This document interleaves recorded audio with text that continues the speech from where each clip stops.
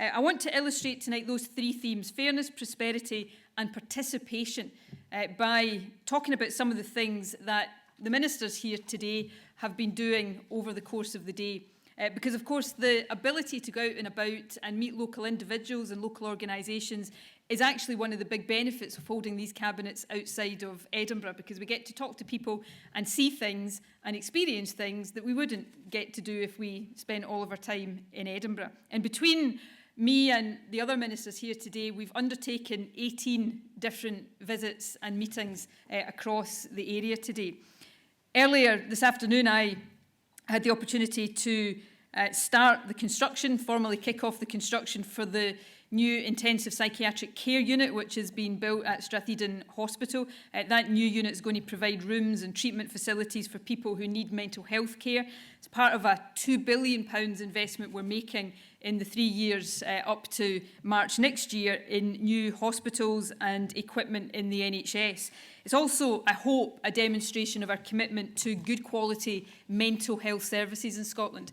You could argue that mental health has been, over the years, overlooked or even stigmatised a bit too readily. But it's a priority for us as a government. Over the next 5 years, we'll be investing an additional £100 million in mental health services across the country. And we are committed to ensuring that mental health has the same status as any other health condition. It should be treated as seriously and treated as effectively. And the level of investment we're putting into new health facilities shows something else as well. It shows that even in a really tough spending climate, when money is tight, as it has been for the past few years and will continue to be for the few years ahead of us, we're determined to protect the public services that people most rely on. And the NHS is always, of course, top of that list. Another example, though, is services for our young people. After I was at Stratheden this afternoon, I visited with Fiona the youth cafe here in Cupar. It's run by the YMCA and the YWCA with support from the Scottish Government. I was able to chat with a number of young people there about their plans for their holidays and their plans for their future. I think there's an important context to this just now, because in 2 days' time, the UK Government will publish its budget, its second budget of the year. It did one just before the general election, and it's now doing another one afterwards. And one change that we could see on Wednesday in that budget is the removal of housing benefit from 18 to 21-year-olds who are unemployed or claiming job seekers allowance. That move could affect nearly 20,000 young people across the UK. And I guess the government at UK level thinks young people are an easy target. But the young people that will be affected by that change, if it is announced in the budget on Wednesday, aren't on the whole people who've chosen to leave home. They're not people who want to leave home. They might be people who are leaving care, so they've got no home to return to, or young people who are fleeing domestic violence, or individuals who've travelled to find work in other parts of the country, but they're not earning enough to pay rent on a property. And when these people claim housing benefit, they're not necessarily making a lifestyle choice. They're actually reaching for a lifeline that allows them to live independently. Now, the UK Government says they want to remove that benefit to save money. In actual fact, I suspect it will end up costing money, because more young people, and there will be people in the 18 to 21-year-old age group who have children and are supporting families, if they don't have access to housing benefit, and if they don't have parents or a home that they can return to, they'll end up homeless. And so the money that is that cost will end up outweighing or nearly outweighing the money that is saved. And that's, of course, before you consider the longer-term losses to people's ability to earn a wage and to contribute to the economy. And I think it's one example of many, of how the politics and economics of austerity doesn't just cause harm to our society, although it has, but also weakens the economy. If you make people less able to work, then you make them less able to contribute to the economy. And of course, if we have austerity holding back economic growth, we make it harder to pay down the deficit. That's why the Scottish Government has opted for a different approach. We are trying to reduce the impact of austerity on individuals, and as part of that, we are determined to promote opportunities for young people, to ensure better education leading to better job opportunities, so that we don't see young people as a burden on our society, but as people, if properly supported, can contribute and give back to our economy. That, of course, starts with childcare and education. By the end of the next Parliament, we intend that all 3- and 4-year-olds will have an entitlement to funded childcare of the same number of hours as children of older age groups spend in primary school. We're also making significant investment in new school buildings and working to close the attainment gap in education to ensure that young people who grow up in our more deprived areas have the same chances and the same opportunities to succeed as those from more prosperous parts of the country. We're protecting something called the Educational Maintenance Allowance, enabling young people who come from poorer backgrounds to stay on at school and to further their education. We've made and continue to make big investments in our college estate, and of course we are determined to protect that principle of free education. I had the benefit, as many in this room will have had, of free access to university. I don't want to take that right away from anybody else who's growing up in the years to come. We're also working hard to secure skilled employment opportunities, and we're seeing huge success around this. Youth employment is right now at its lowest rate in 6 years. It's still too high, though, at 14%, but we've got one of the best rates in the European Union. We're outperforming other parts of the UK. We've got higher youth employment, lower unemployment, and lower economic inactivity than other parts of the UK. So that's a record that we're proud of, but one that we're determined to build on. And to build on that success, of course, we've got to take the long-term steps to make our economy more competitive. In doing that, we work very closely with businesses because we understand that business success underpins the prosperity of every community in every single part of the country. Here in Fife, for example, Scottish Enterprise, our economic development agency, helped 120 different businesses last year. Business Gateway helped more than 500 companies start up, and there are in the region of 6,000 business premises in Fife which benefit from our small business bonus, mean that they pay lower business rates or no business rates at all, giving them an advantage when it comes to setting up and sustaining businesses and employing people. Our economic strategy is also developed in close consultation with businesses, focusing very much on what we call the 4 I's that underpin economic success: investment in infrastructure, innovation, internationalisation, exporting more to other countries, and inclusive growth, making sure that as our economy grows, everybody benefits from that. It's not just a few at the top end who do so. So we're investing in skills and infrastructure, the new Queensferry crossing, for example, the extension of broadband that you've seen in Cupar and across Fife in the last 18 months, and continuing to help businesses grow and export. And finally, on that point of inclusive growth, what that means in practice is encouraging businesses to have good employment practices, to pay the living wage, to promote gender equality, and to adopt other progressive employment practices, because we strongly believe that supporting those kinds of policies are good for employees, they're good for society as a whole, but they're also good for the economy at large. It makes individual companies more competitive, but it also makes them more productive, and that's good for all of us. And that approach to growth, one where we work in partnership with businesses and support skills, infrastructure, innovation, exports, is especially important when parts of the countries face difficulties. And that's relevant to one of the other meetings from today that I wanted to mention, and I heard David refer to this in his introduction. John Swinney co-chaired a meeting of the Fife Task Force earlier today with David. That task force, of course, was set up by the Scottish Government and the Council following the redundancies announced by Tullis Russell earlier this year. And it's seeking to provide immediate help and support for those who've been made redundant, and some significant sums of money have been allocated to help specifically with that.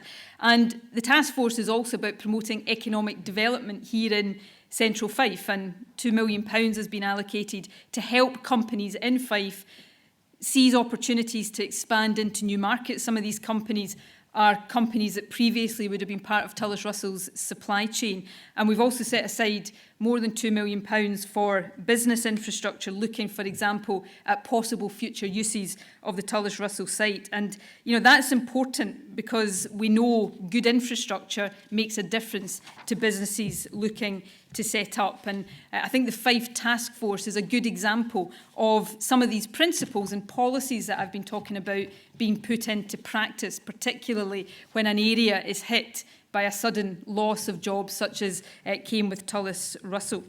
One final point I want to make just before I finish. I started off talking about my visit to the youth cafe. And of course, one of the things about that was quite a few of the young people that I spoke to today had a vote in the referendum last year because we lowered the voting age to 16. And we've done the same for the Scottish Parliament election that will take place next year.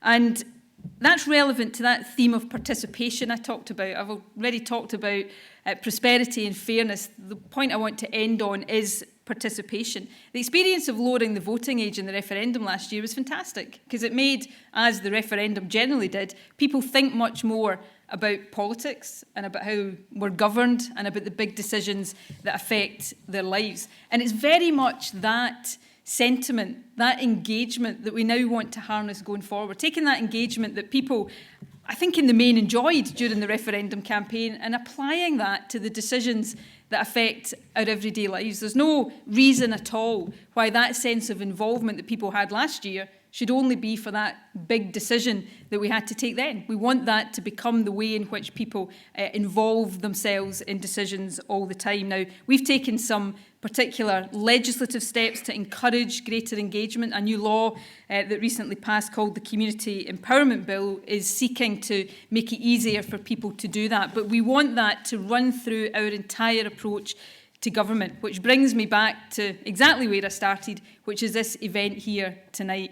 This is just one of many ways in which we want to bring the whole process of government and decision-making much closer to people and much closer to the communities in which you live. And that is the whole reason for us being here tonight. So I'm going to end it there. I hope I've given you a flavour of what the government's about, of what we're trying to do. But what we are trying to do will be greatly influenced by what we hear from you tonight. So as I said earlier on, don't hold back, ask what you want, and we'll now get into what I hope is a good, vibrant, and at least for this lot, if not for me, challenging set of questions. Thank you very much indeed.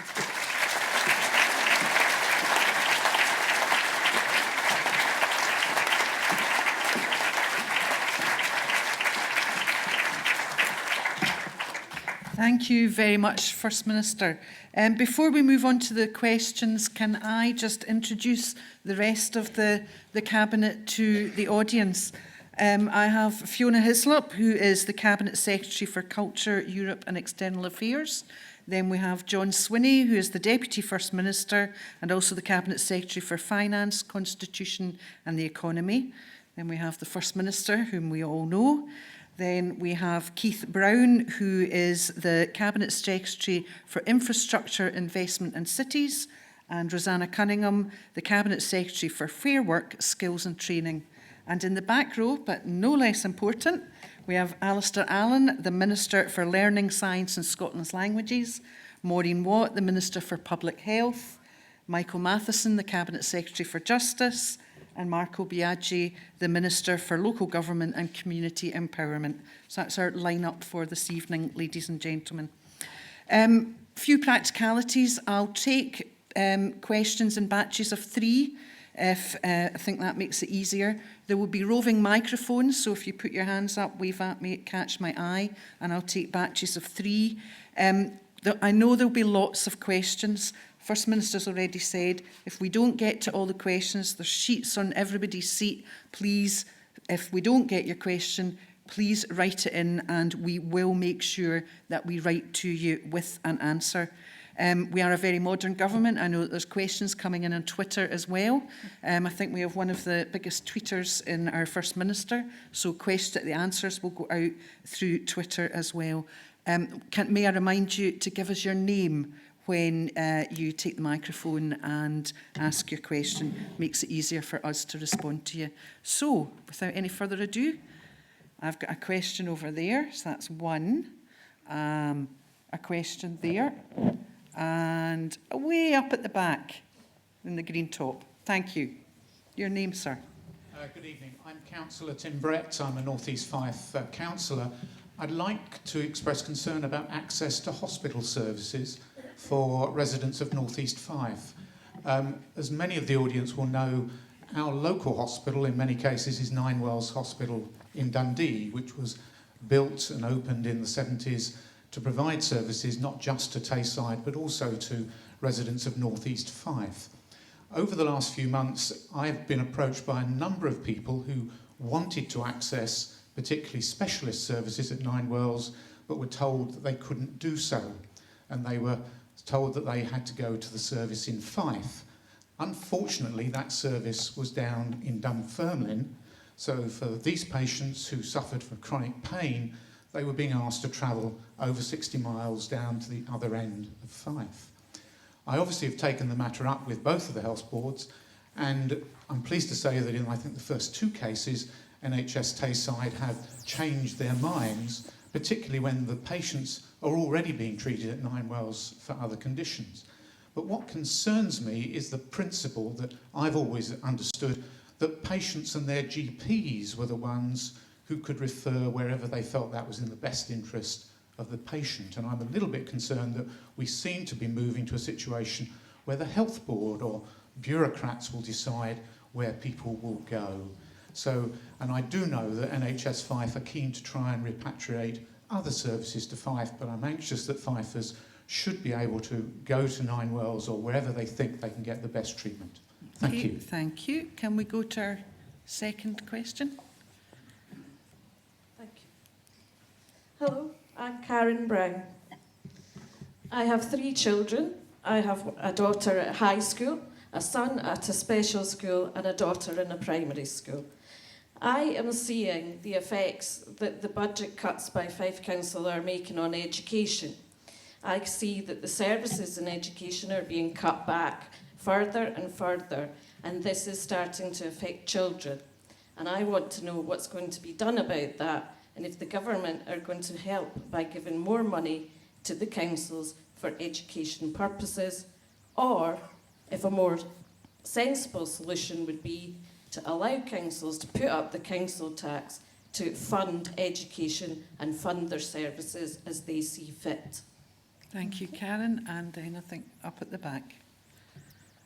Hi, my name is Kirstine. I was just wondering if the Chancellor does cut the Scottish budget, if the Scottish Government will utilise their new tax raising powers to fill that hole.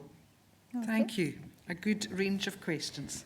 Okay, I'm going to ask, can everybody hear me? Yes. I'm going to ask Maureen, the Health Minister, to address Tim's question, although I suspect, Tim, it's maybe one we'll want to take away and look into the specifics of the cases that you're raising, and then ask John to deal with both Karen and Kirstine's points, which affect the Scottish Government's budget and how we take decisions about the use of our budget. Maureen, you want to kick off? Yeah. Thank you, First Minister. I'm not aware of this particular problem, Councillor Brett, and as First Minister said, I'm quite happy to take it away and look at it. But you're quite right that really the GP, along with the patient, should know where to refer to. And, you know, as we get more and more specialist consultants, sometimes they're not available in each health board, and there is crossover into other health boards. And, you know, I'm aware of the situation in Fife where sometimes you will go to Ninewells and sometimes stay in NHS Fife, but I am prepared to take it away if you mention. Well, in terms of chronic pain, actually, I've set up a chronic pain management group, and we're very keen that chronic pain sufferers can get the types of therapies that they need as close to home as possible, because as you rightly pointed out, you know, you don't want to be travelling very far if you are in pain, and that's certainly the way in which the Chronic Pain Management Group are looking at rolling out chronic pain services. I think, Tim, if we can make sure you pass the specific details around the chronic pain cases tomorrow, and we can look into that. I mean, some of the, there's some principles here. People should be treated as close to home as possible. In most cases, that will be within their own health board area. Where it's a more specialist case, then it should be as close as possible. And I absolutely take the point about Ninewells and its relationship to this part of Fife. There will be some cases, and you will know this from your background, where a health board might offer referral to another hospital if the waiting time is likely to be shorter by doing that, and patients have choices about whether they accept that or not. So there will be some differences in approach depending on what's been dealt with, but the principle of as close to home as possible is an important one. So we'll take that away, and Maureen can have some further discussions with you around the specific cases. John. Thanks, First Minister. If I could address Karen's point first on local authority finance. Local authority finance is essentially a subset of the money that we've got available to us in the Scottish Government. And since 2010, the Scottish Government's revenue budget has fallen in real terms by about 9%. So we've been dealing with a budget that's been getting smaller, and therefore that puts pressure on the degree of resources we can make available to other bodies within government. Now, if you look at the degree to which our budget has fallen, the local authority budget has been protected. So it's not fallen by the 9% that our budget has fallen by. So we've given protection to local government. We gave protection also to the health service to make sure that healthcare services were protected around the country.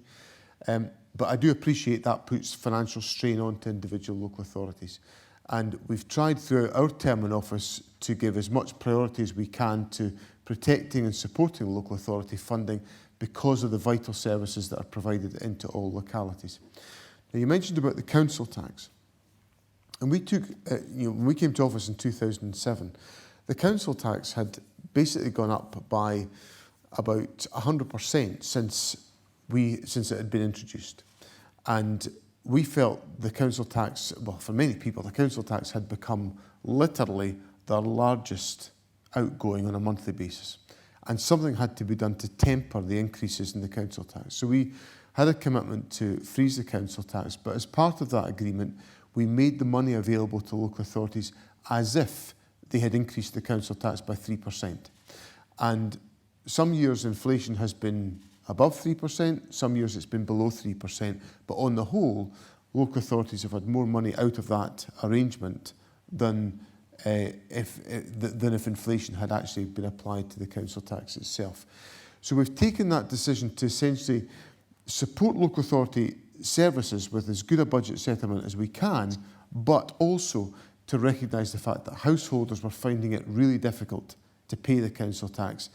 And over the period of the recession, we felt it was important that householders knew there was at least one bill was not going to increase in the way that most other bills have increased, principally around about energy costs and other factors for individual households. So that's the rationale. And we'll do what we can, given the scale of the budget cuts that we're wrestling with. And of course, it's very relevant to move on to Kirstein's point about the reductions in budget that we are facing from the UK government, and we've got the next I don't know quite why we're having an emergency budget on Wednesday, since the government, the Tories are still in power. They kind of knew what the books were like before the election. Normally there's a shriek after the election, oh my goodness, I didn't know what the books were like until I came to office. We must have an emergency budget. Well, they knew what the books were like before the election, so I'm not quite sure why we're having an emergency budget. But we'll get the answer on Wednesday. The issue that what we've already faced is an announcement of a reduction in our budget of this year, which we've already set, of £107 million. And we have an option. We either can apply that during this financial year, or we will apply it, or we will be required to apply it next financial year. And the government's currently looking at what the options are in that respect to decide when is the best time to apply that reduction in the budget, which we're obliged to do by the UK government. In relation to the tax powers, the Scottish Government will exercise its tax powers next April. They will have to be exercised because our budget will be reduced by the UK Government by around about something between £4 and £4.5 billion, and we will have to put in a separate and distinctive Scottish rate of income tax to fill that gap. So we will have to exercise our tax powers in the spring of next year. The question which we've yet to settle, and we'll settle that in our budget process, is the exact rate at which we will set the Scottish rate of income tax, and that will be the subject of discussion and dialogue with Parliament over the course of the autumn. Just two further points I would add to that. On the council tax, John's laid out the rationale for our position, but currently there is a cross-party commission which Marco here is chairing, which is looking at the future of local government finance. So what happens to the council tax in future will be decided and determined as part of that process, and that report's later this year. And just final point on the tax, as John says, we have to exercise the tax powers. The question is, do we set the level at the same rate as the UK, or above it, or below it? One thing people should bear in mind about the income tax powers we get from next year is that we're actually quite limited in how we can use them. We're not allowed to put the higher rate up and leave the basic rate at the same level. If we wanted to put the higher rate, the top rate of tax up by, say, a penny in the pound, we are forced to also put the basic rate of tax up by a penny in the pound. Or if we want to cut the basic rate by a penny, we also have to cut the top rate by a penny. So we can't do one without the other. That may change in the years to come, but in the initial period, we're locked in to doing one thing or another and applying it uniformly. So it doesn't take much thinking to realise that kind of limits you a wee bit in terms of the variation you're able to build in. As I say, that's one of the reasons why we're seeking to persuade the UK government to give us more flexibility and more control over tax in the future, because the more flexibility you've got, the more you're able to use that flexibility in a sensible way. Thank you very much. Can I take another 3 bids for questions? I've got the lady here, gentleman back there, and the lady here in the black. Hi Nicola, I'm Ashley. I'm sure you chose this building. It wasn't a difficult decision to choose over Madras College.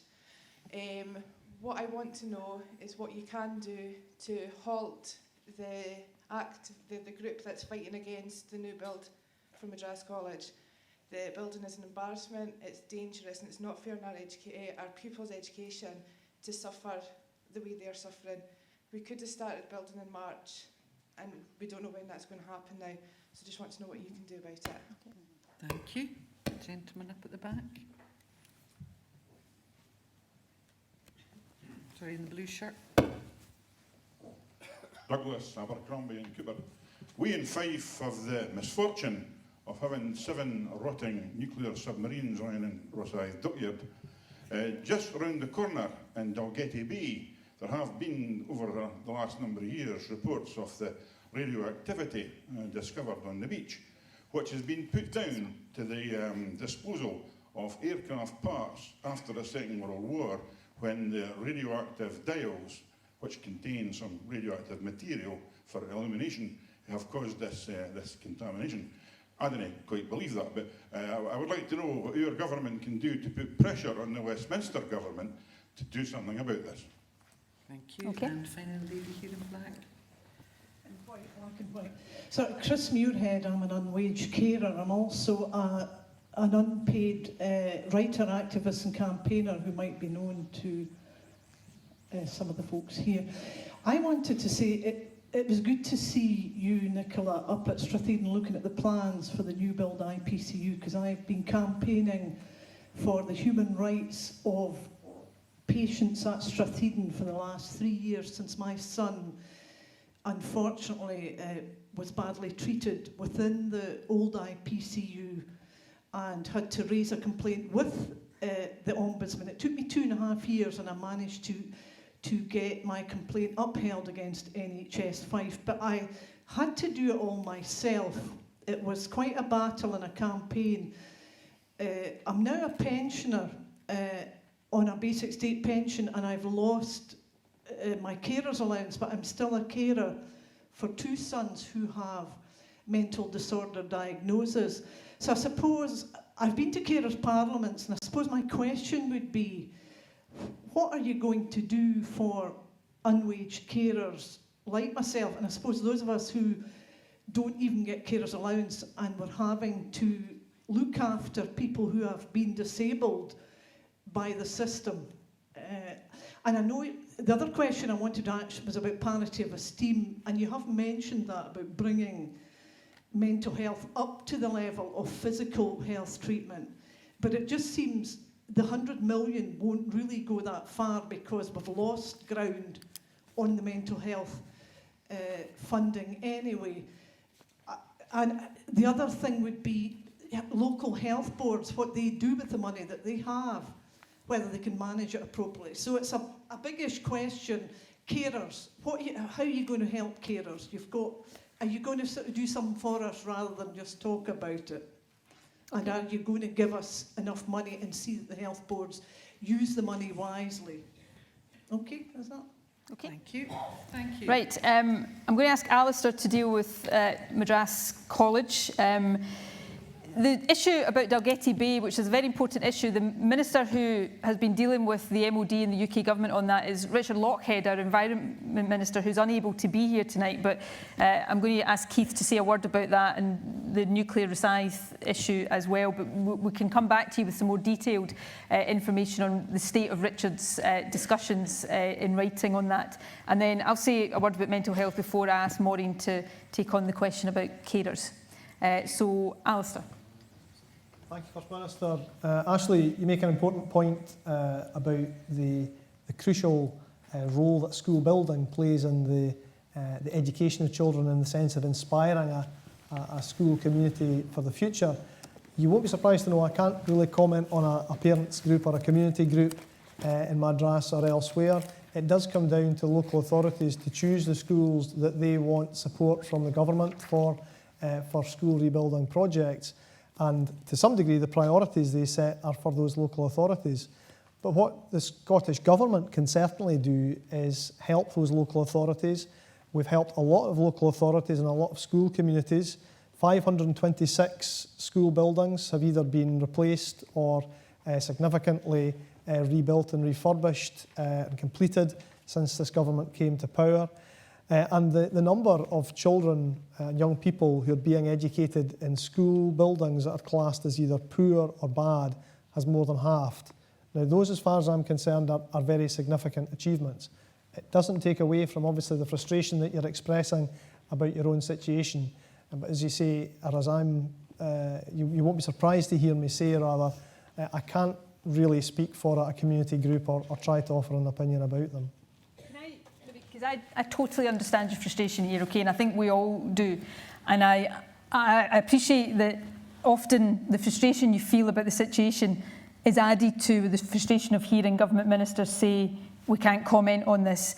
But just because of the state this is at, I mean, I totally accept your point about Madras College being in urgent need of replacement. Clearly the council have plans for a new school, but it's before a court, or it's going to be before a court, and we can't comment on that when it's a matter of judicial action being taken. I'm happy to have a wee chat with you afterwards about it, because I totally understand the frustration, but it's just to explain we're not trying to get off the hook here by saying it's a council issue.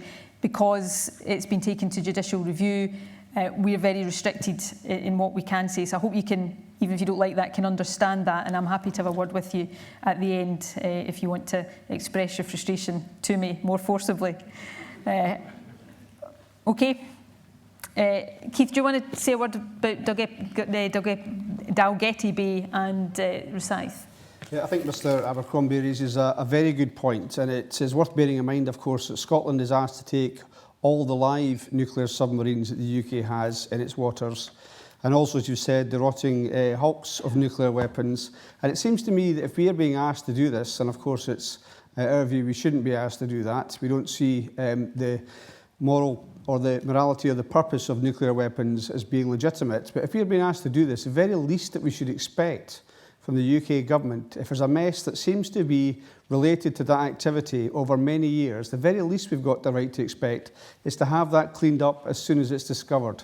And it's been known about for a long time. People locally have known about this as well, and it's not being addressed. Richard Lochhead, as the First Minister has said, as the Minister responsible for the environment and working with CUPAR, has worked very hard to get the UK Government to take the action that's necessary. And it's frustrating to have to go through that process to try and get them, first of all, to concede the point that there might be some link between nuclear submarines going up and down the Firth of the Forth and some of what we've seen in Dalgety Bay. So that fight has to go on to make them come to account. What I can say to you, Mr Abercrombie, is because I deal with veterans within the Scottish Government, also deal with UK Defence Ministers. I was speaking to one last week, and I, for my part, will take it up, talking with Richard Lochhead about this, to again push the UK Government to take the appropriate action in relation to this. If we take the price, which we don't want to take, of having these nuclear submarines left here, if we take the price of the risk of nuclear weapons in Scotland's waters, the very least that we should expect is to have the damaging consequences for our local environment cleaned up as quickly as possible, not just because we want a clean environment, because it's vital for public health, public safety and public reassurance. So I'll take that point up with the UK Government directly in conjunction with my colleague Richard Lochhead. Douglas, if you make sure you leave us your details tonight, I'll get Richard to write to you with more detail of the discussions he's been having with the MOD on this issue. Chris, the IPCU that's under construction now at Stratheden will be like night and day compared to what's there just now. I mean, one of the things that impressed me most today when I was looking at the plans is the staff there saying that because it will be state-of-the-art, purpose-built facilities, what that makes possible in terms of therapeutic interventions with patients, they hope that the average length of stay in there could be cut from what it is just now, which is 12 weeks for a patient on average, to 6. Well, they're talking in average 12 weeks. They can cut that perhaps to 6 weeks. So whatever it is, if they can reduce it, that's progress. On your parity of esteem, we've got this situation in Scotland where there's no legal difference between physical and mental health. Our NHS Act, unlike the situation in England, doesn't make a distinction. What we're trying to do now, though, through investment and funding, is make sure there's no distinction in practice, that we're giving the same priority to mental health services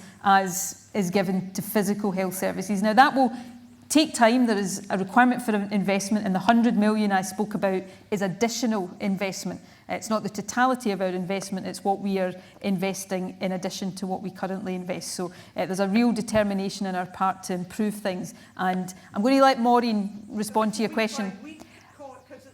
I'm going to let Maureen respond to your question on carers, and if we start letting people come back on the questions, we'll cut down the number of people who get to ask questions. So you can follow up individual points with us afterwards, but I'm keen to get through some more questions. So Maureen, do you want to take Chrissy's point on carers and the support we give carers?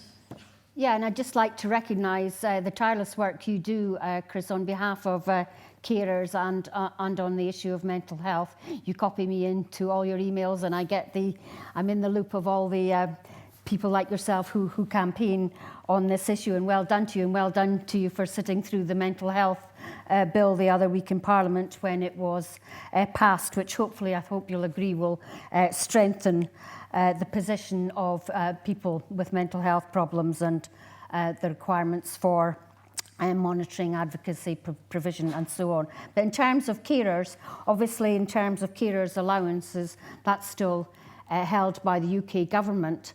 But Jamie Hepburn, my colleague, who in fact, and Nicola was talking about parity of esteem for mental health, he's the first minister who has mental health in his title. He's Minister for Sport, Health Improvement and Mental Health.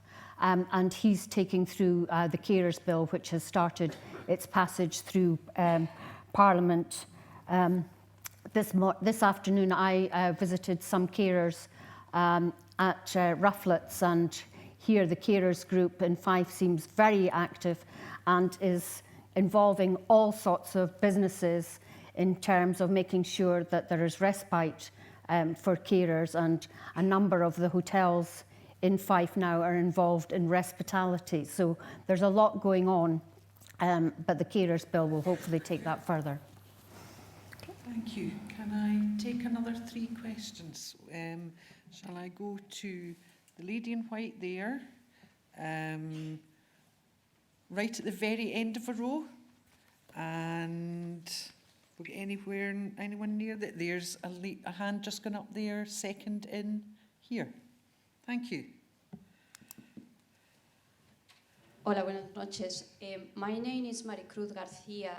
I just want to say first what a wonderful initiative of bringing politicians close to people.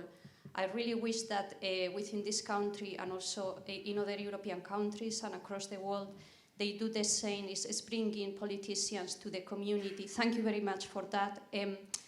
I am part of the international community in Fife. We have across St. Andrews and also the Tayside. I had been living in this country for 12 years now, and like me, many of my friends and colleagues, we pay our taxes, we work hard, we are integrated in the community, our children go to school, although we keep our values, we keep the values of being Europeans and part of the Scottish society.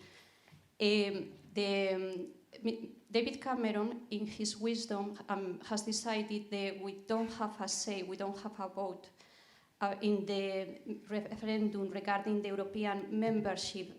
I understand everybody might say yes or no, but I think the only thing we are asking the international community, the European citizens, long-term residents in this country is please let us vote, because our First Minister, Nicola, has told about participation. We do want to participate because we are part of this country. Many people like me, I don't have a British passport, first because for many people it's a waste of money. It's very expensive to get a British passport, and secondly, for some of our values we might not share. I would have been delighted to have a Scottish passport, but it couldn't be. My question, I don't know, to you is, we do appreciate, thank you very much, that we have seen through your MPs, and also some of you personally have supported the community, but is there anything else that you could do at your level to let us vote? Thank you very much. Thank you. Good evening, Susan Fleming. Your proposals on land reform in Scotland are now, and have been for some time, in the public domain, and I believe were stated as your #1 priority for rural Scotland. Living in East Fife, where broadband, mobile reception, when you're trying to run a business, you're lucky on a good day if you get a mobile signal at all. So for the people living here in rural parts of East Fife, unlike people, say, in the towns and cities who are benefiting from upgrades to broadband, we're a lot of people here working and living on estates in the area who are trying to run businesses are finding it next to impossible. We keep getting promises. People of Fife have had, in my lifetime, in my 5 and a bit decades, have had promises from governments of all colours. My father used to ramble on about Cadco at Glenrothes, then we had Hyundai at Dunfermline. This week we've had Samsung walking away after, I'm not sure, perhaps £5 million of public money being invested. So really what we'd like are some very simple things done that will make a big difference to a lot of people and enable us to actually move ourselves out of poverty or move ourselves into a situation where we can employ more people. Thank you. Thank you.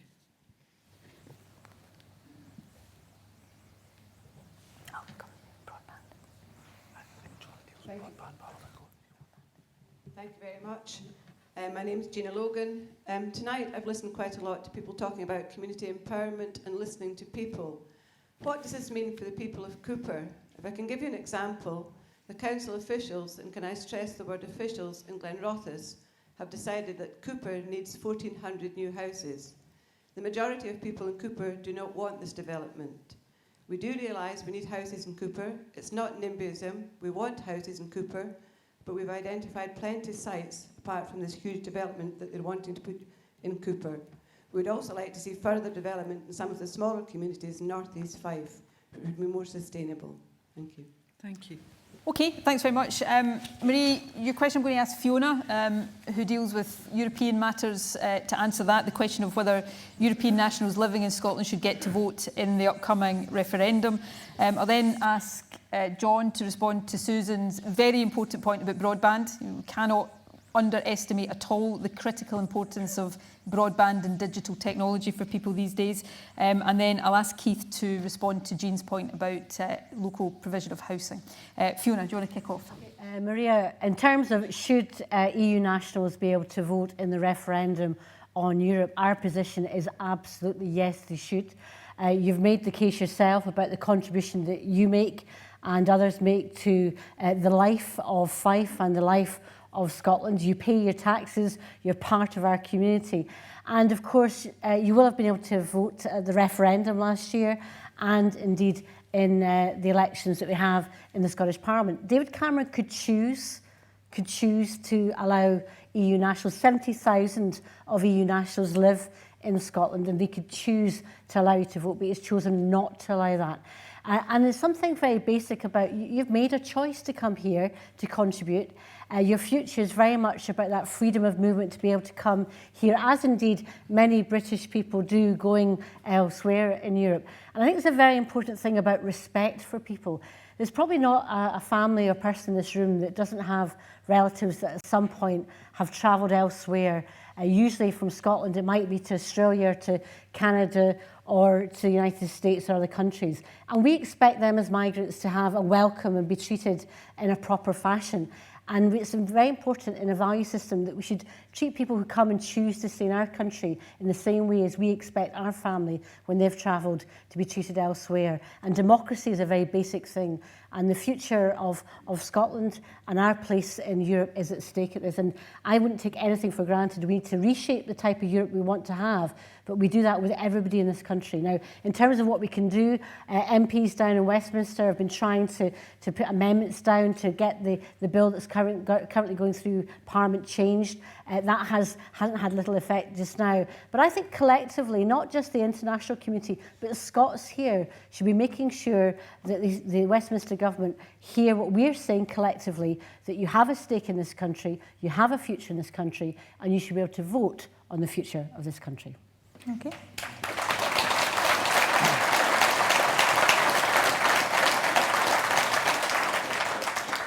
John. Susan, on the question of digital broadband, I actually consider this to be the most important infrastructure question facing Scotland. One of the jobs I undertake for the government is I chair the Convention of the Highlands and Islands, which brings together public authorities in the Highlands and Islands. And the convener of the Western Isles Council at the last meeting equated the rollout of superfast broadband to the rollout of electricity to the island communities in the 1950s. And when you actually think, if you actually think, oh my goodness, how important would how could we get on without electricity in our houses? Well, we're now looking at a situation, well, how on earth can we get on without effective, and I mean effective, digital broadband for all households? Because one of the interesting things about the rollout of broadband so far in the country is that it's accounted for the ability of people to actually sustain their economic well-being in remote areas in Scotland, and not that remote areas, but Scotland in our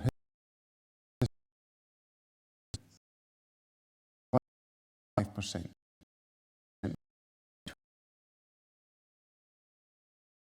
Within is still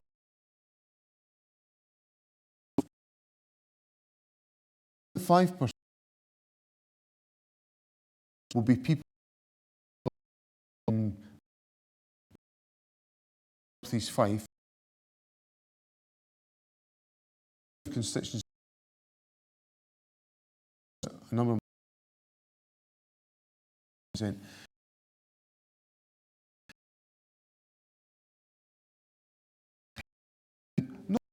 Not particularly remote situations. You could be a couple of miles outside Cupar and just be at the wrong end of a telephone exchange for you not to be able to get super fast broadband.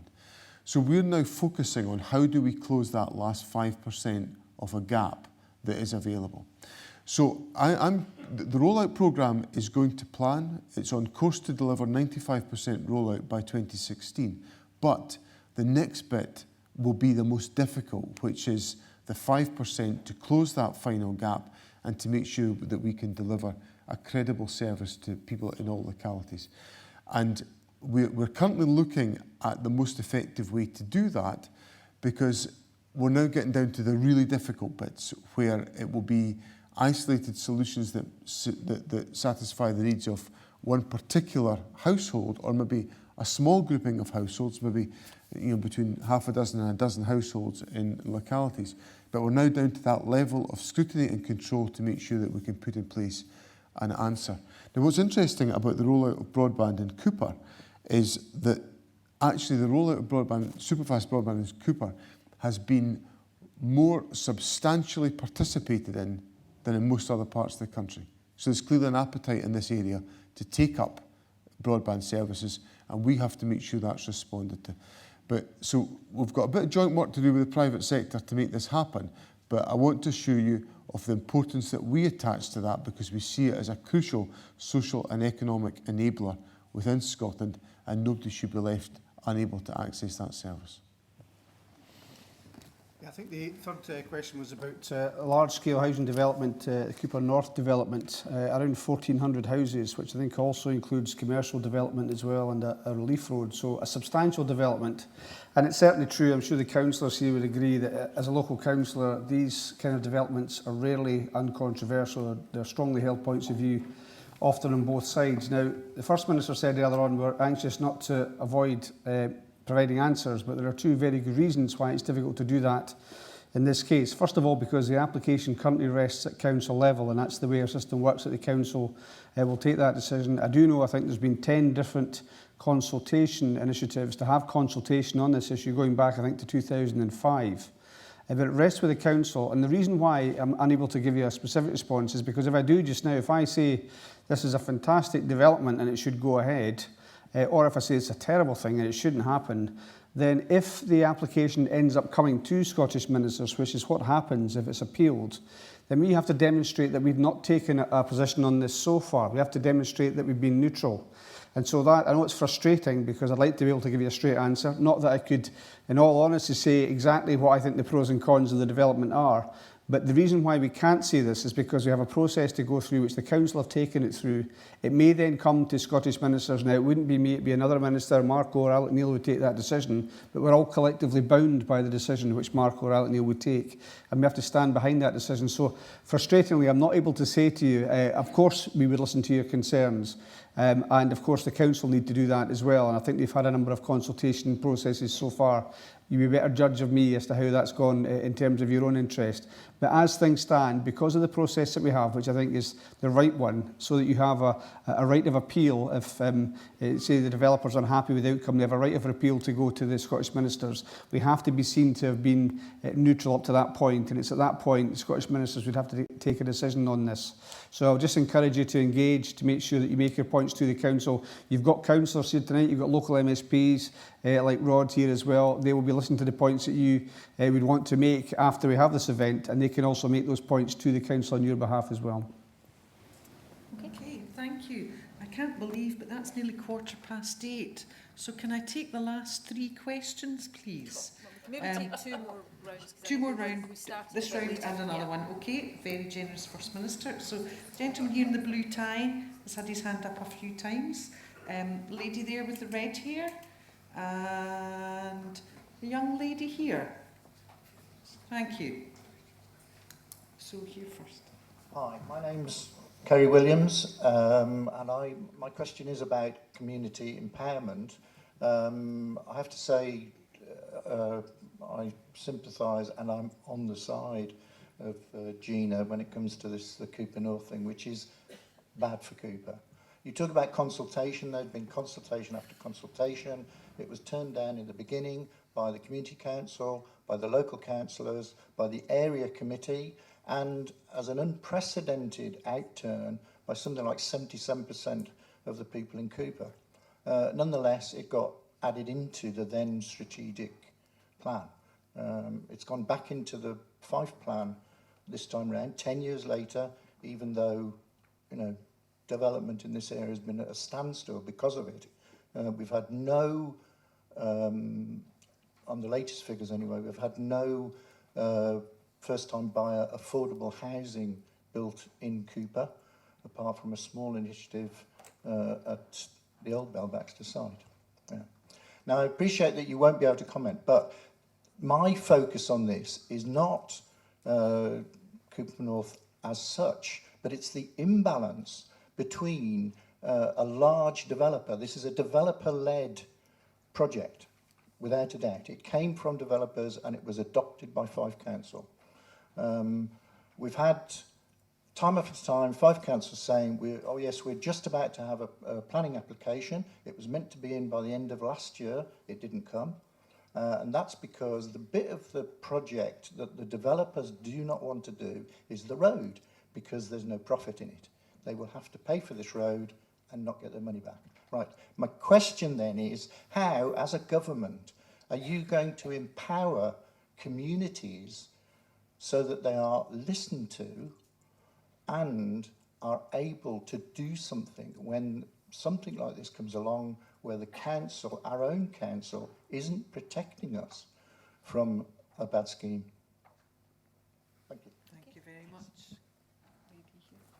My name is Linda Holt. I'd like to take up your themes. I'd like to take up the themes of community empowerment and also developer-led things happening against the wishes of communities, and especially with respect to wind turbines and wind farms. I think it's fantastic that you're here, and I think it's fantastic that there is clearly a sense in the Scottish Government that you're not listening to communities, or communities are not managing to get their voices heard. And the planning system is stacked against what local communities and what local authorities want. It's very frequently, with respect to wind farms and wind turbines, local communities and local authorities are overruled, which is one reason why the UK government has brought in new legislation for planning in England that will give local communities more of a say. And I would like to know why you can't do that in Scotland, why it's okay in Scotland not to listen to local communities, even though you open any newspaper you open is full of protest about this because people have had enough. And rather than just general things about wanting to listen, I'd like to ask you something very specific. Fergus Ewing is meeting members of the wind industry on Thursday in Glasgow for a summit because they are upset about losing the subsidies. The Scottish Government is very good at listening to business. I would also like to see them listening to communities, and I would like to hear a commitment that they will have a summit for local communities who are upset and feel powerless through being besieged by wind developers. Thank you.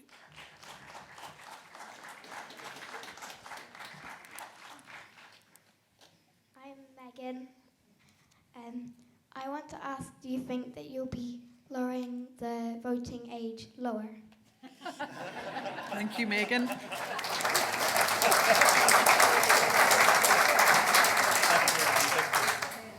What age are you, Megan? What age are you? I'm going to be 12 this month. 12 seems like the right number. Yeah, that's what I thought. Right, okay. Kerry, was it Kerry? Yeah.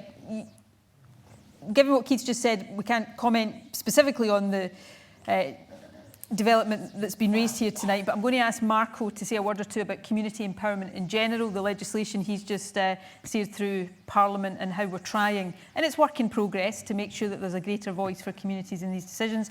I'll ask John to say a bit about the planning system, particularly in relation to wind farm developments, and then Meg and I will have a go at answering your question myself. Okay? Marco. Yes, as was said, it's very hard to comment. We can't comment directly on the specific here. Governments pass laws through Parliament, but once they're passed, we have to abide by them, and that restricts what we can do in this instance. But those laws around planning also set out quite wide opportunities for communities to have their say.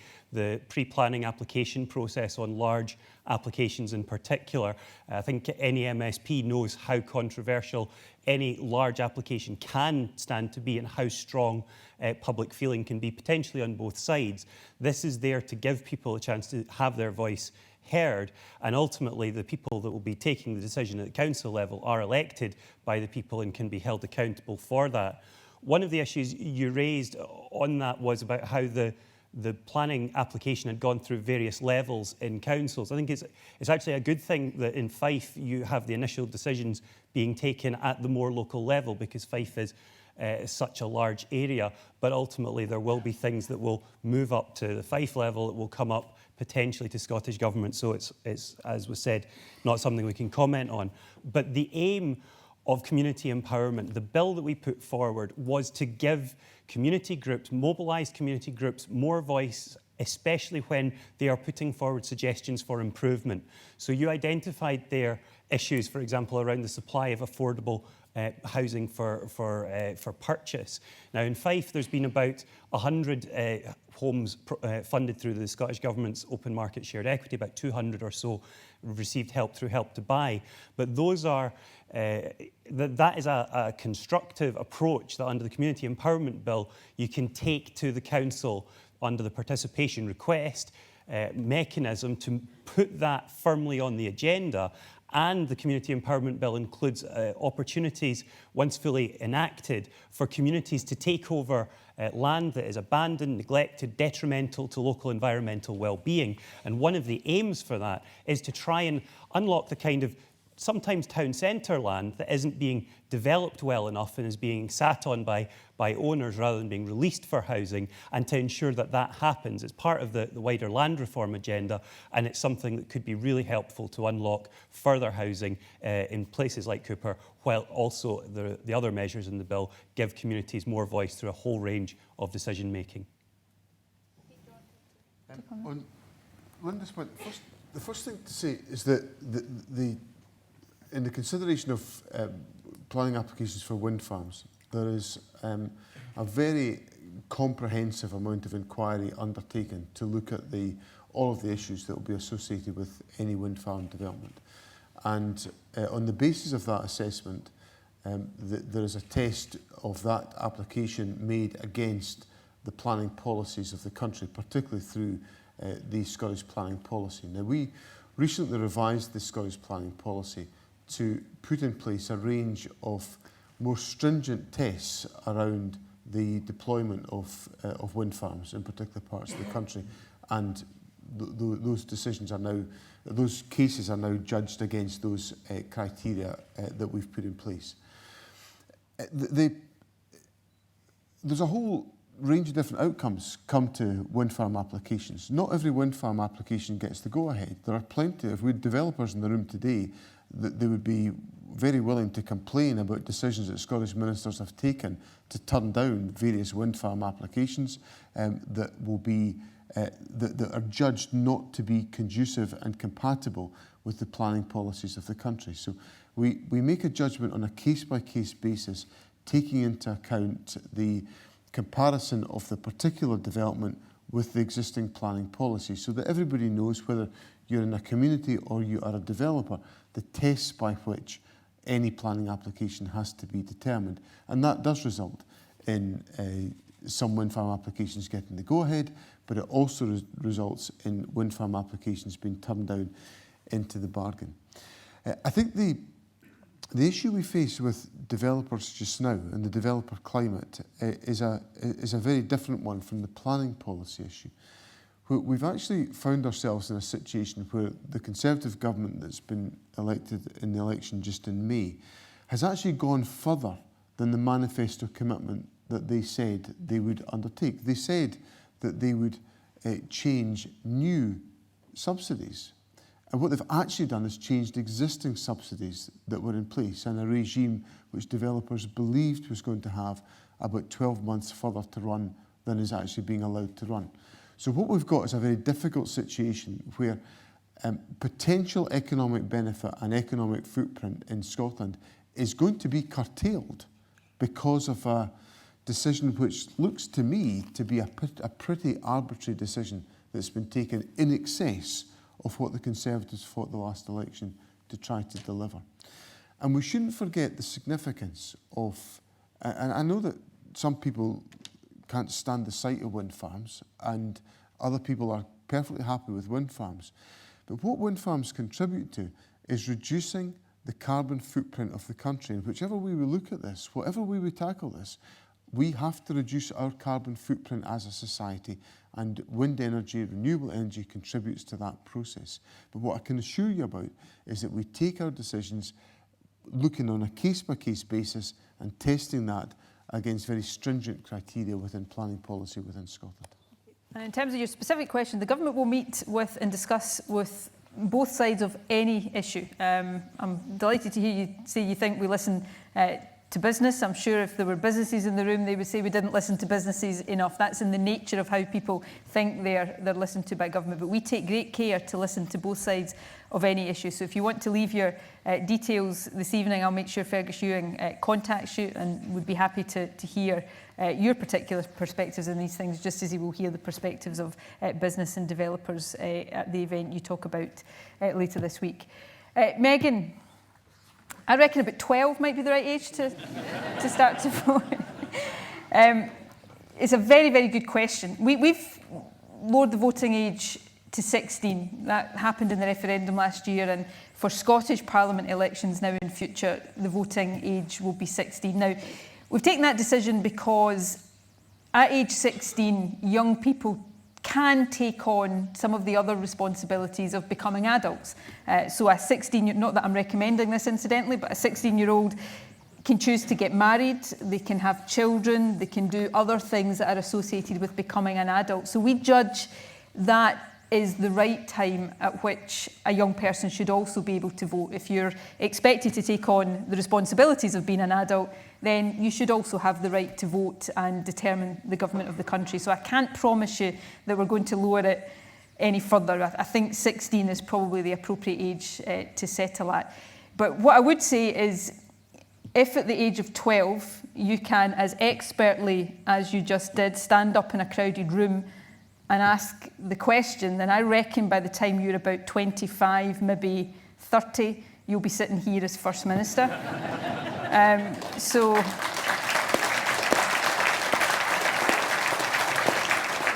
if you'd like to get some early experience in, and after the summer, is that your mum and dad with you? Yeah? Well, if you'd like to come through to the Scottish Parliament in Edinburgh to witness First Minister's questions one Thursday, if you can get them to allow you an afternoon off school so that you can see it and prepare for when you have to do it, I'd be delighted to arrange that for you. So we'll take your details afterwards and we'll get a wee trip to the Scottish Parliament set up for you. Okay. Great, thank you very much. Can I now ask for the last three questions, and can we keep them as tight as possible? I've got a lady here at the very end. I've not been up the back for a while, so gentleman up there. And there's a lady in white in the middle here. How's that? Hi, Tracy Buchan.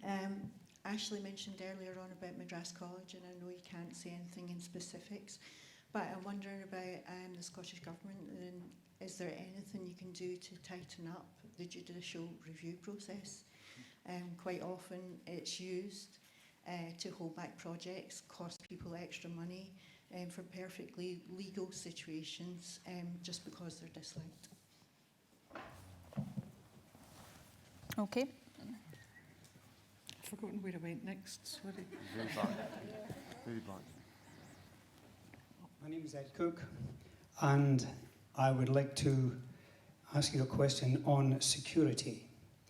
Can I now assume that everyone sitting on the platform here believes that eventually we will be an independent country?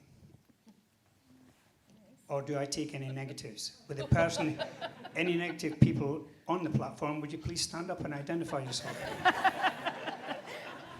I'm just So checking. Where can I sit? Where can I sit? So assuming that you're all sat down, as I said, security is one of the main priorities of any government, the protection of its citizens. Now, Scotland will be responsible for its own defence in the consideration that we will become independent sometime in the future. We cannot then rely on foreign countries, in brackets England, Wales or Ireland, for our defence. Where are our ships, our army and our air force going to come from? Who will train the personnel to man and service the equipment that we require? And who will pay? Thank you. Okay. And my name's Hardy Feldman. I'm a secondary school teacher. But tonight I would like to congratulate the Scottish Government on your expansion of free nursery provision. I'm a grandmother of 7, the oldest of whom 7 to 3 months. But what I would really like the government to do, because I think that it greatly benefits the children, the extra nursery provision, and it really benefits the parents to be able to get back into work, and all the knock-on effects that that has on the economy and on the family economy. But once the children go to school, there's the major problem of what happens with the childcare out with the school hours. So I want to know what the Scottish Government will do to try and encourage breakfast clubs and after-school clubs in every primary school in Scotland. thank you. Right, I'm going to ask Michael Matheson, the Justice Secretary, to answer Tracy's point. I thought it was a very good question, Tracy, and as government we're often ourselves subject to people trying to judicially review, or not often but occasionally subject to people trying to judicially review our decisions, so we can understand the frustration that sometimes causes. I'll ask Michael to say a word or two about not taking people's rights away, but how we make sure we've got a justice system that moves quickly and smoothly. I'll then, sorry, the lady that just asked about nursery care, I didn't catch your name at the... Moira. I'll ask Alistair Allen to take on the point about childcare and the kind of broader questions of wraparound care, and then Ed, I'll deal with your question about security issues. So, Michael, do you want to kick off? Yeah, one of the things that we've been concentrating on in recent years is to try and speed up the way in which our justice system deals with individual cases, whichever level of the justice system that may actually be at, including dealing with issues around judicial review. I think one of the real frustrations that people can have is that when a decision is made to go to judicial review or appeal any other type of decision, is the length of time it can actually take in order for that review to take place, or for the issue to be considered before the courts. So one of the areas that we've been taking forward along with the Scottish Court Service is to look at how we can speed up the process and make that happen much more quickly once a decision to go to a review or an appeal is actually made. And our Scottish Court Service have been taking forward a whole range of work under the Lord President in order to look at how we can speed up the whole civil and also the criminal justice system within our courts. The judicial review is obviously one of the safeguard measures which are there for individuals to be able to pursue in particular types of circumstances. And who knows, anyone in this room at some point in their life may feel the requirement to actually go for a judicial review on a particular point of law. So it's an important safeguard to have within our justice system. But nevertheless, it's important to make sure that it's a process which is dealt with quickly in order to allow matters to move on once a decision's been made on these individual issues. And a lot of work recently around the Scottish Court Service and through the Lord President has been focused on how we can speed up that process. So there's work already in trail in order to speed up that aspect of it, depending on the complexity of the matter. It then is to the discretion of the sheriff or judge who may be hearing a particular case, or in this case a judicial review, one of our judges in one of our high courts. So it's an important measure which we have within our justice system, but what we need to do is to make sure we try and have that happen as quickly as possible, and there is work in trail in order to try and help to support that happening. Okay, thanks, Michael. I'm going to ask Alistair to address the childcare point, but I thought also, because you mentioned the importance of childcare in helping parents, I think women in particular, get back into work. Rosanna is got a post in the Scottish Government that's quite an innovative post for fair work, which is about how generally we're trying to help people into work, but also make sure that that work is fair, pays well, and such like. So it might be an opportunity just to let Rosanna say a word or two there about the relationship there, and then, as I say, I'll come back to Ed's point. Alistair. Well, Moira, if I can pick up on a couple of different points you make there. I mean, you mentioned, firstly, the issue of childcare, but you also, and I'll come on to it, mentioned the issue of meals, the importance of nutrition, breakfast or be that lunch. In terms of childcare, it's clearly one of this government's big ambitions and something that we've delivered on as well. The fact that there's been an increase from 412 to 600 hours in provision, the fact that we have ambitions to go much further, and indeed that's something for which the government makes plans. You pointed out, and I think rightly, the need for flexibility. I think we all want to work around that because of the economic importance of what we're doing, because of not least women to enter the workforce more readily, young people, and the opportunity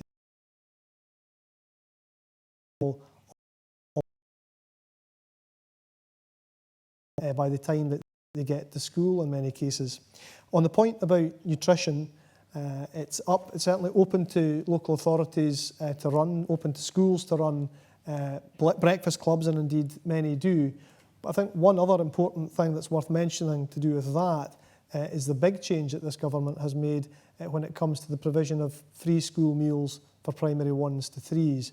That, I believe, has made a difference in not just in nutrition, but it's also ended a stigma. It's removed any possibility of a stigma in that group, and it's allowed us to ensure that everybody who comes to school in those very important, crucial first 3 years has an equal chance to learn and an equal opportunity for nutrition. Okay, there's a report which you're probably familiar with, published just a couple of weeks ago, about childcare and about how we build on what we've done and what we're planning to do, about flexibility and about the very issue you raised about the school hours are one thing, but outside school. So the government's, keen, we'll be looking at that, and we're keen to continue to build on what we've done around childcare, because it is so fundamentally important to the good start we give young people, but also putting into practice what we say about wanting to support people into work. So we'll be happy to keep you posted as our thinking on that develops. Rosanna, do you want to just briefly touch on the broader fair work agenda? The First Minister is obviously very concerned that I don't feel left out, that nobody has a question for me. But actually a number of the questions, I think the First Minister is quite right to make the point that a number of questions do touch peripherally on areas which do affect my portfolio. I mean, my job really is about the labour market. It's about employment. It's about training and skills of young people, but it's also about getting people into work, and then it's also about the kind of work people get into. So the issues that connect schools and childcare, they're very important from two aspects, not just because they're about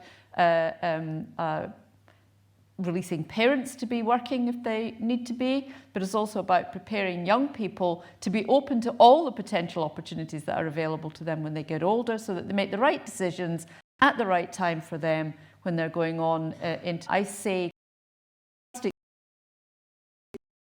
that young people well coloured work for their lives. And we make sure that they get on the right path. The kind of work people get of any age is also extremely important. I think it might have been the Deputy First Minister earlier talked about the fact that we've managed to get youth unemployment down to pre-recession levels, but we're still ambitious to get it down even further than that. But what we're also ambitious to do is actually to make sure that the quality of work people have is good. So I'm involved really in trying to create a different conversation amongst our employers. And that's a conversation where talking about the living wage, but not just the living wage, about fair work, the kind of work that doesn't involve 0 hours contracts being forced onto people, the kind of odd contractual practices that are now beginning to come into play, which you can be broadly characterising as casualising labour, that these things aren't the way our employers move forward on, that what we create in Scotland is a better way to treat workers in the workplace. Now, we're at the start of that process, and for that aspect of things, I don't have very much in the way of actual power, but what I'm trying to do through what I call the soft power of government is to persuade, cajole, encourage employers to see things our way, because ultimately that way leads to better productivity and better outcomes for everybody. And that means making sure that everybody gets a fair chance at employment as well. So that's not just women, but obviously that's very strong for this government, but for people with disabilities, people who come from black and minority ethnic backgrounds, that everybody gets an opportunity to get into that kind of good work, and then when they get into it, that they're treated as fairly as possible. So that's what is corralled in my portfolio. It's not one which tends to create the kind of crisis sense that sometimes you get in other areas, but it's extremely important because it's about how effectively most of us live for a huge part of our lives, and that is at our work. And it doesn't matter whether you're 16 or 60, work is probably still one of the most important things for all of us. Excellent, thank you, Rosanna. Right, Ed, I have to first of all take your word for it that none of the people sitting behind me stood up when you asked them to do so if they doubted that Scotland would become an independent country or not. On that point though, first before I go into security, this is a kind of really important democratic point to make here. You're looking at a group of people who believe passionately that Scotland should be an independent country. But we won't decide that as a government. That will only ever be decided by majority opinion in Scotland. That was the principle that governed the referendum last year. The decision was hotly debated and the decision was taken fairly and squarely in a democratic vote. And if Scotland is ever to become independent in the future, then that is how it has to happen. It will only happen not because we want it, but because a majority of people in Scotland decide it's the right thing to do. Now, the question you raise about security is a fundamentally important issue. I mean, I agree with you that it is the most sacred responsibility of any government to, as far as it is possible to do, to safeguard the security of the people that they serve, and particularly at these times we live in, with some of the horrors and atrocities we've witnessed even just in the last couple of weeks, that responsibility, I'm sure, is never far from the mind of any government or any government minister. I wanted to make 3 points about this, though, in the context of the possibility at some point in the future of Scotland becoming independent. You asked if that was to happen, who would pay for our defence and security forces and the assets and the equipment and everything that goes with that. And the simple answer to that question is the same people would pay for that in an independent Scotland as pay for that now. And that, frankly, is us.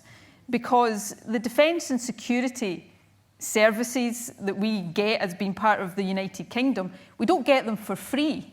We make our contribution through our taxes to the funding of those. And in actual fact, what Scottish taxpayers contribute to the Treasury for defence and security actually adds up to more than what is actually spent in Scotland on defence and security. So if we ever become independent, we pay for those services because we pay for those just now. It's just that we pay for them directly in Scotland as opposed to funding the Treasury our share to provide them for us. So that's the first point I would make. The second point I would make, I suppose, is what would be the benefit of being independent and determining the shape and nature of these services. And in short, that is, we get to make sure we've got the defence forces that we need as a country, the ones that actually suit the circumstances and the needs of the country. And I'm going to give you an example of a way in which I think it can be argued that doesn't happen just now as part of the UK. The UK is about to spend against what I think is the right thing to do over the next 20, 30 years, £100 billion or thereabouts, renewing the Trident nuclear missile system. Now, I don't know what function that serves really in modern defence, but they're going to spend that money on that. And yet, the defence forces of the UK, and remember Britain is an island nation, We're a maritime country. The Defence Forces of the UK right now don't have a single maritime patrol aircraft in them. Now that to me just doesn't seem like the right priority. So when you have, as was the case not that long ago, suspicions about Russian submarines in our territorial waters, the UK can't send its own aircraft to check that out. They have to call in other countries to help us do that. So if we're independent, we have the ability to design and configure and pay for and provide the defence forces that are appropriate to the needs of us as a country. But the last point I want to make really is a point about cooperation and joint working. We live in a world, and again, you know, we've seen this over the past couple of weeks, a world that in so many ways is getting smaller. And different countries, different independent countries, notwithstanding their independence, have to work together to contribute to the greater defence and security of all of us.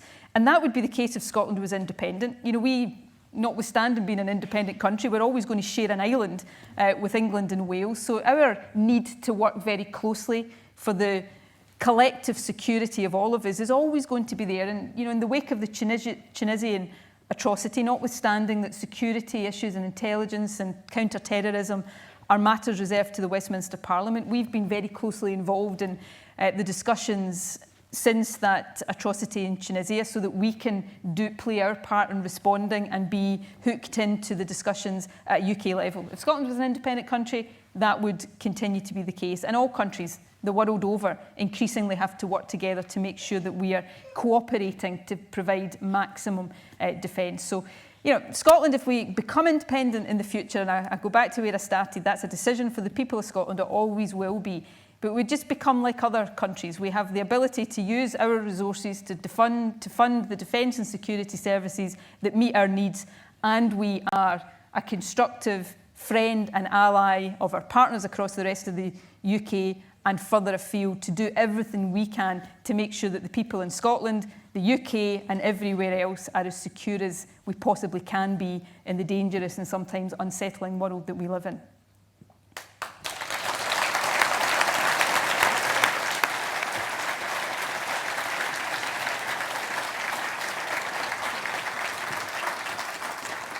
Ladies and gentlemen, that's nearly 2 hours of questions and answers.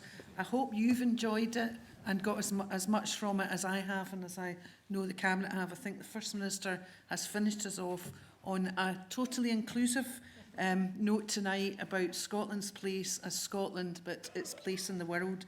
And I think that very much was reflected in all your questions. We talked about Fife, we talked about Scotland, we talked about those who have come from abroad to live here, and we gave them our support with our first round of applause this evening, which I thought was really interesting and absolutely typical of the Scots, isn't it? Can I just finish by saying, Megan, I'm looking forward to seeing you at the Scottish Parliament, but don't wait till you're 25 or 30. Join the Children's Parliament now. You get your voice heard there right now. Ladies and gentlemen, thank you so much for being such a good audience. Could I ask you just to remain seated while the Cabinet goes out, but we'll then go next door for tea and coffee and a wee blether, continue the night for a wee bit longer. Thank you very much indeed.